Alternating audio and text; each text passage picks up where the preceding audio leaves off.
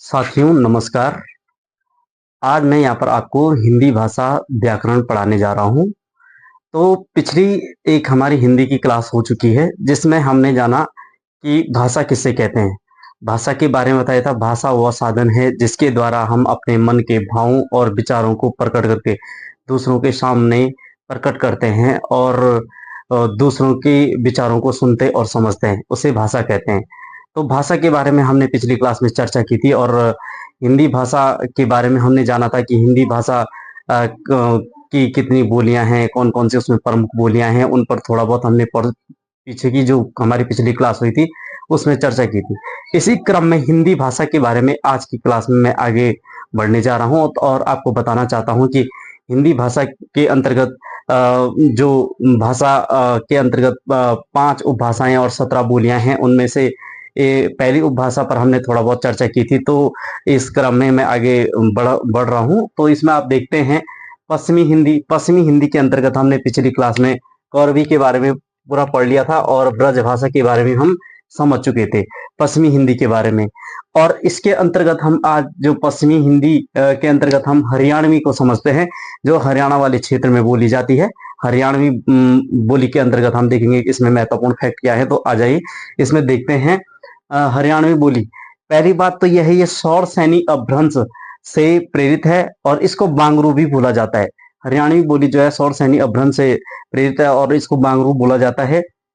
इसके बाद जो नेक्स्ट आती है बुंदेली। तो बुंदेली सौर सैनी अपभ्रंश से प्रेरित है और ये जो बुंदेली बोली जाती है, झांसी हो गया, ग्वालियर हो गया, जालौन हो गया, हमीरपुर हो गया, इन क्षेत्रों में ये बोली जाती है।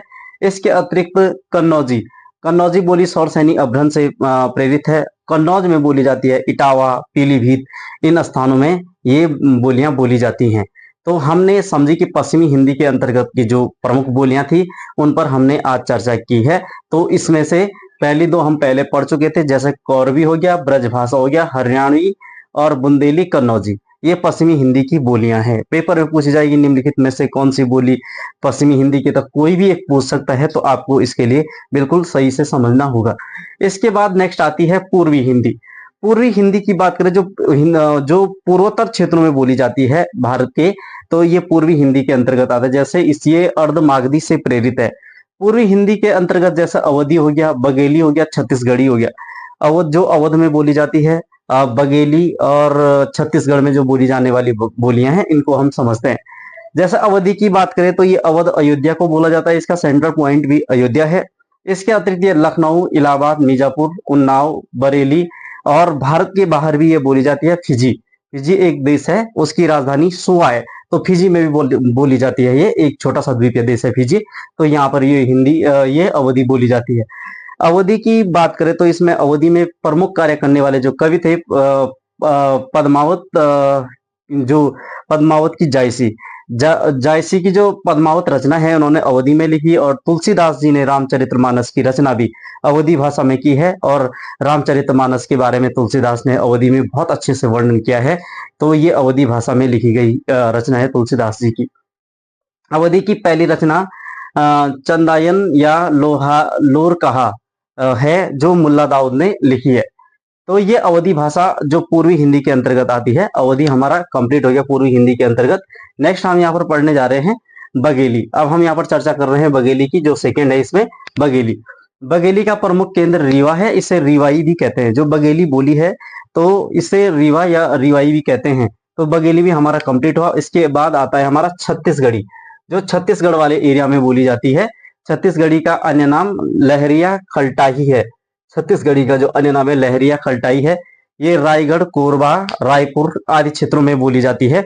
इस प्रकार से हिंदी पूर्वोत्तर हिंदी पूर्वी हिंदी के अंतर्गत की 3 बोलियां हमने समझ ली हैं। पहले हमने पश्चिमी हिंदी की समझी, इसके बाद पूर्वी हिंदी हमारा कंप्लीट हो गया है। इसके बाद हम थर्ड पे आ रहे हैं राजस्थानी।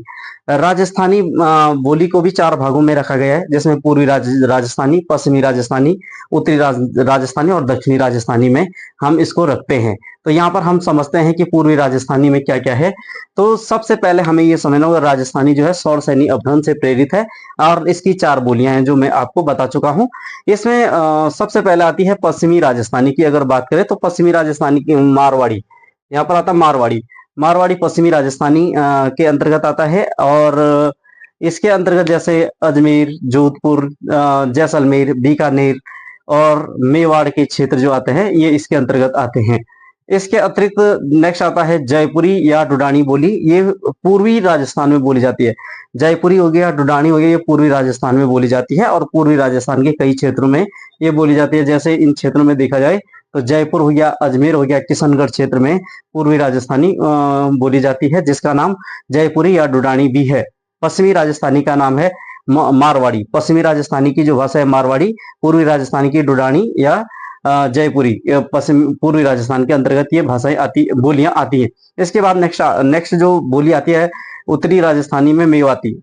तो ये मेवात क्षेत्र में बोली जाने वाली उत्तरी राजस्थानी होगी, मेवात क्षेत्र में बोली जाती है। और चौथी है राजस्थानी के अंतर्गत जो हम देखते हैं मालवी। ये दक्षिण राजस्थान में मालवा क्षेत्र में, एमपी, इंदौर, उज्जैन, इन क्षेत्रों में भी ये बोली जाती है।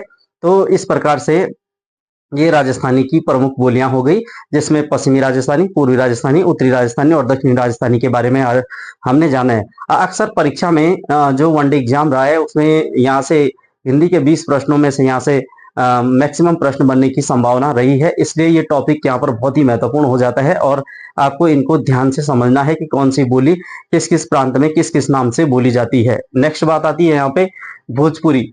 हिंदी भाषा के अंतर्गत देखा जाए तो सबसे ज्यादा जिस बोली का प्रयोग हुआ है वो भोजपुरी का ही प्रयोग हुआ है।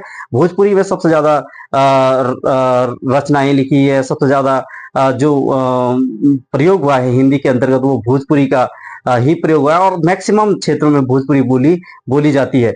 आपको इसमें भोजपुरी के अंतर्गत देखा जाए तो मागधी अपभ्रंश और भोजपुर गांव में सबसे ज्यादा इसका मूल गांव भोजपुर गांव माना जाता है और मागधी अपभ्रंश से प्रेरित है।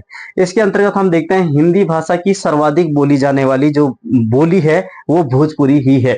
नेक्स्ट बात इसमें आती है ये कहाँ कहाँ बोली जाती है। ये बोली जाती है बनारस, जौनपुर, गाजीपुर, मिर्जापुर, गोरखपुर, चंपारण, बलिया, आजमगढ़, इन प्लेसों में तो बोली जाती है। इसके अतिरिक्त ये भारत से बाहर के प्लेसों में भी बोली जाती है। जैसे सूरीनाम हो गया, सूरीनाम एक देश है जिसकी राजधानी पारामारिबो है। इसके अतिरिक्त नेक्स्ट बात आती है मॉरिशस। मॉरिशस की राजधानी मॉरिशस है और इसके अतिरिक्त गुयाना में ये बोली जाती है। तो भारत के बाहर भी भोजपुरी का प्रयोग काफी होता है। इसके अतिरिक्त भोजपुरी के जो प्रसिद्ध लेखक हैं भिखारी ठाकुर को माना जाता है। इनको भोजपुरी का शेक्सपियर भी माना जाता है और राहुल सांकृत्यायन ने इन्हें भोजपुरी का अनगढ़ हीरा के नाम से भी संबोधित किया है। तो ये हमें पता होना चाहिए। नेक्स्ट बात इसमें आती है मैथिली बोली। मैथिली जो पांचवी जो आती है इसके अंतर्गत, चौथी हम भोजपुरी कंप्लीट पढ़ चुके हैं और पांचवी आती है मैथिली बोली। हिंदी भाषा की प्रमुख बोलियों के अंतर्गत 5 बोलियां मैंने बताई थी, तो ये 5वीं पर हम चर्चा कर रहे हैं। तो मैथिली बोली है, देवनागरी व तिरहुता इस से प्रेरित है और मैथिली के प्रमुख कवि विद्यापति हैं। इनकी प्रमुख रचना पद्मावली है, पद्यावली है। तो इसके अतिरिक्त ये भारतीय संविधान में एकमात्र ऐसी बोली है जिसको भारतीय संविधान में भी शामिल किया गया है। आप समझ सकते हैं मैथिली 8वीं भारतीय संविधान की 8वीं हमें समझ में आना चाहिए। 8वीं अनुसूची में 92वें संविधान संशोधन 2003 में जो है मैथिली को शामिल किया गया। इसके अतिरिक्त हम नेक्स्ट देखते हैं इसमें हिंदी की प्रमुख बोलियां और उनके नामकरण। हिंदी की बोलियों की बात करें तो कौरवी का जो नामकरण किया है राहुल सांकृत्यायन जी ने किया है। और राहुल सांकृत्यायन के बारे में आप जानते हैं कि ये एक प्रसिद्ध कवि हैं। जब हम आगे इसमें कवि परिचय पढ़ेंगे तो आप जानेंगे कि राहुल सांकृत्यायन के बारे में। इनका मूल नाम केदार पांडे था। ये घुमक्कड़ी प्रवृत्ति के जो कवि थे और राहुल सांकृत्यायन ने बहुत सारी रचनाएं लिखी है, जैसे वोल्गा से गंगा, किन्नर देश की ओर, मेरी लद्दाख यात्रा, वीर चंद्र सिंह गढ़वाली, इनकी प्रमुख रचनाएं हैं राहुल सांकृत्यायन की।